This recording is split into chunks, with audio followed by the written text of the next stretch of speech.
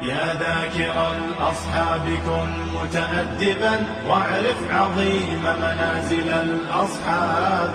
هم صفوة رفعوا بصحبة أحمد وبذاك قد خصوا من الوهاب. يا ذاكر الأصحاب كن متأدبا واعرف عظيم منازل الأصحاب.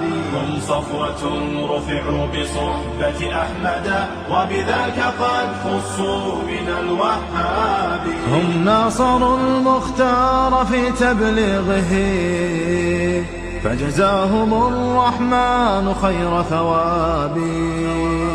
ما بال أهل الغي طال لسانهم وتجرؤوا ورموهم بسباب.